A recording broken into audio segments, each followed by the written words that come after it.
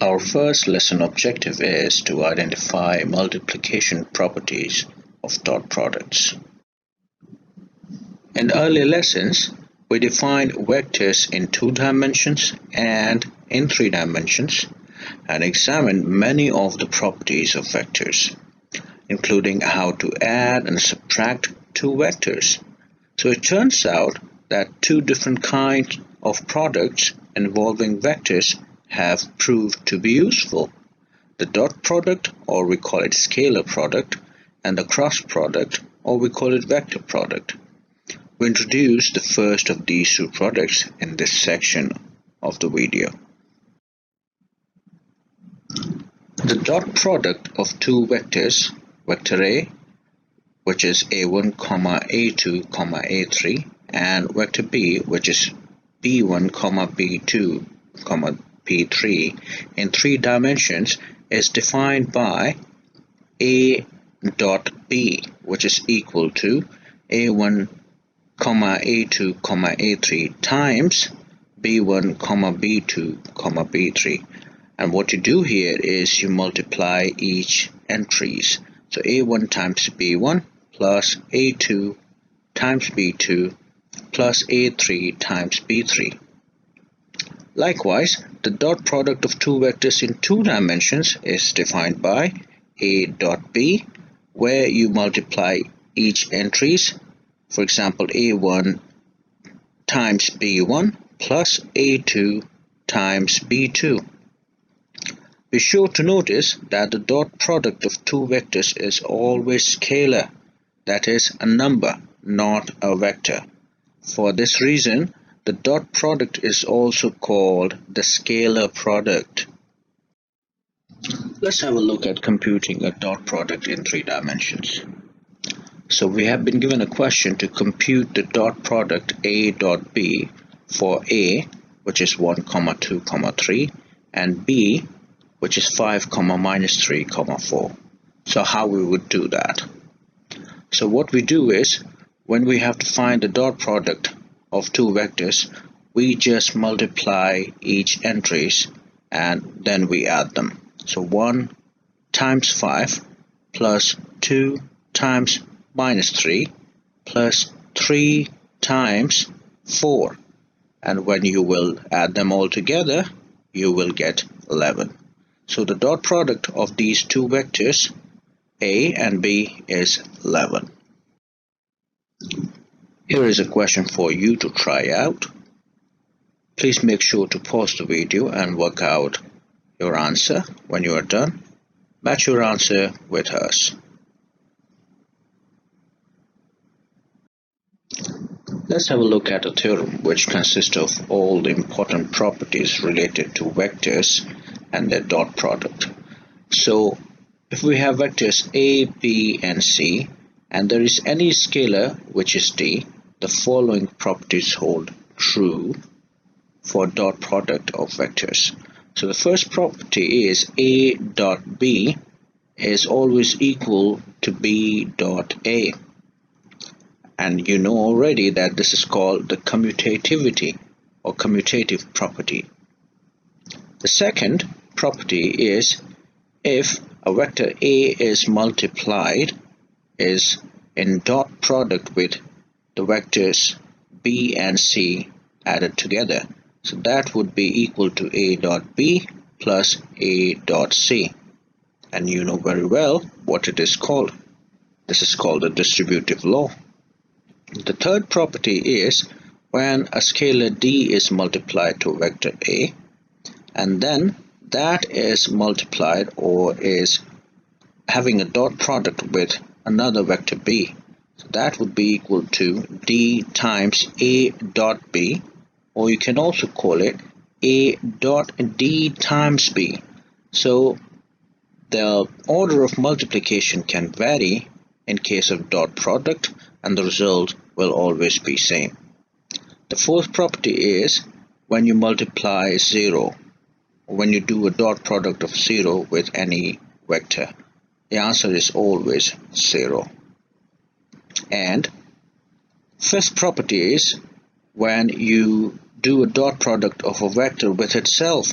So A dot A is equal to absolute value of A squared. Let's have a look at another example where we have to find the angle between two vectors. So we have been asked to find the angle between the vectors A, which is 2, 1, -3, and vector B, which is 1, 5, 6. Now you have already learned about how to find the angle between two vectors in your previous lessons. And we know that the angle cos theta between two vectors A and B is given by A dot B divided by absolute value of A multiplied to absolute value of B. So if we'll put the values in, if we'll substitute the values and find A dot B, that would be equal to -11, and absolute value of A times absolute value of B will give us square root of 14 times square root of 62. So it follows that theta is equal to cos inverse of -11 over square root of 14 times square root of 62, which you can easily find using a calculator. That is roughly equal to 1.953 radians, or in angle it's about 112 degrees, since theta is between 0 and pi. The angle theta is between 0 and 180 degrees, and the inverse cosine function returns an angle in this range. Now it's your turn to find the angle between two vectors. Here's a question for you where you have to find the angle between the vectors A and B. Make sure that you're pausing the video right here and working out the question all by yourself. When you're done, press play and match your answers with us.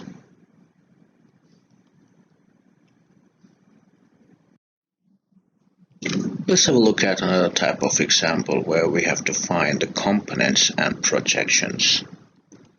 So we have been given two vectors. Vector A is 2, 3 and vector B is -1, 5. We have to find the component of A along B and the projection of A onto B.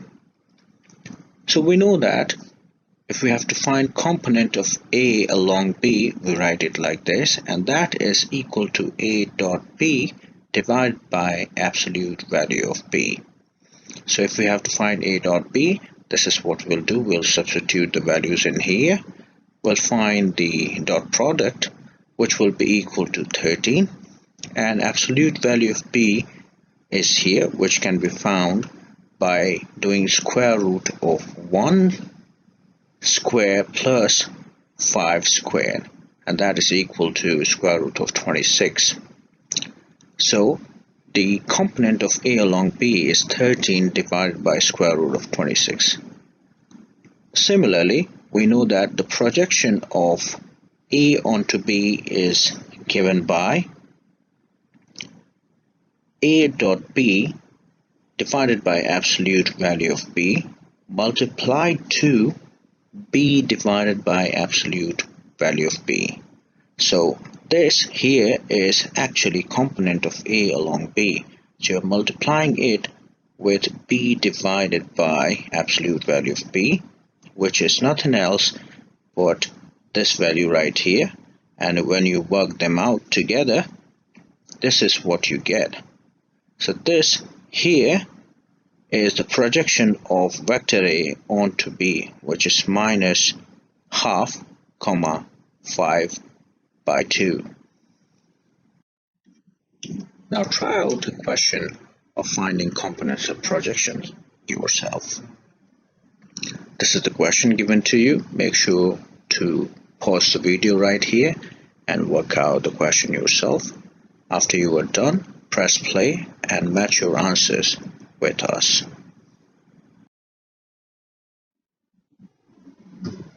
Our second learning objective is to learn the characteristic of vectors. Now we'll be looking at theorem related to vectors and their cross product. So for any vectors A, B, and C in 3 dimensions, and any scalar D, the following holds true for cross product of vectors. So the first property is A cross product of B is equal to minus of B cross product of A, and this is called the property of anti-commutativity. The second property is when you are multiplying a scalar quantity D with a vector A, and then you are doing a cross product with B, that is equal to D times A cross product B, and that is also equal to A cross product of D times B. The third property is A cross product to B plus C. So when you do that, that is equal to A cross product B plus A cross product C, and that is commonly known as the distributive law. The fourth property is when you are adding A and B vectors and you are doing a cross product with another vector C, that is equal to A cross product C plus B cross product C. This is also called distributive law. Next property is A dot, which is A dot product of two vectors which are having a cross product together. So A dot B cross product C, that is equal to A cross product B dot product C, and this is called scalar triple product. And finally, the last property is A cross product B cross product C, which are put together, that is equal to A minus C times B minus A dot B times C. Let's do an example of computing a cross product. So we have been given two vectors, 1, 2, 3 and 4, 5, 6. We have to find the cross product of 1, 2, 3 with 4, 5, 6. Now remember, when we are doing cross product of two vectors in 3 dimensions, our order is very important. So this is our first vector and this is our second vector. To find the cross product, what we do is we first write ourselves a 3 by 3 matrix, in which in the first row we write our 3 multipliers, which are our 3 dimensions I, j and k. The second row consists of our first vector and its elements 1, 2 and 3. The second vector is shown here in the third row. We write it here in the third row, which are 4, 5, 6, the elements. Now, to find the first 2 by 2 determinant, what we do is we eliminate the entries written in the row and the column here with the multiplier I. So when we eliminate this row and this column, this is the 2 by 2 determinant which we get for the multiplier I. So 2, 3, 5, 6. Now for the second 2 by 2 determinant, what we do is we look at the multiplier j and we eliminate the column containing j and the row containing j. So what we get, 1, 4 and 3, 6 right here. Notice this change in sign. For the first 2 by 2 determinant, it's plus. For the second, it's minus. And again, for the third 2 by 2 determinant, we have plus.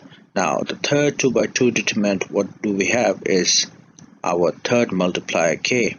Now, what we'll do again is we will eliminate the row containing k and the column containing k. So we'll be left with this 2 by 2 determinant, 1, 2, 4, and 5 as our elements.